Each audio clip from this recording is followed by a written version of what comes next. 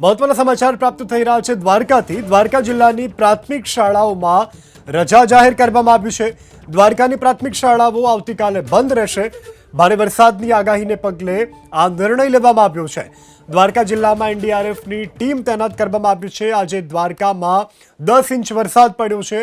આ 10 ઇંચ વરસાદને કારણે દ્વારકામાં જળબંબાકારની સ્થિતિ। દ્વારકા શહેર અને જિલ્લામાં મેઘરાજાએ તોફાની બેટિંગ કરતા ઠેક ઠેકાણે વરસાદી પાણી ભરાયા છે।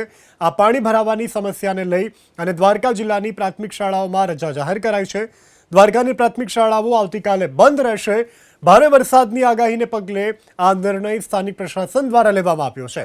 હાલ દ્વારકા જિલ્લામાં એનડીઆરએફની ટીમ પણ તૈનાત કરી દેવામાં આવી છે, કારણ કે સ્થળ ત્યાં જળની સ્થિતિનું નિર્માણ દ્વારકામાં જોવા મળી રહ્યું છે। તો આવતીકાલે દ્વારકાની પ્રાથમિક શાળાઓ બંધ રહેશે। સ્થાનિક પ્રશાસન દ્વારા આ જાહેરાત કરવામાં આવી છે।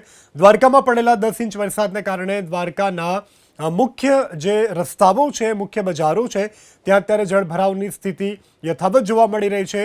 હજુ પણ પાણી નથી ઓસર્યા। આવી સ્થિતિને જોતા સ્થાનિક પ્રશાસને આ નિર્ણય કર્યો છે। આવતીકાલે દ્વારકાની પ્રાથમિક શાળાઓમાં રજાની જાહેરાત કરવામાં આવી છે।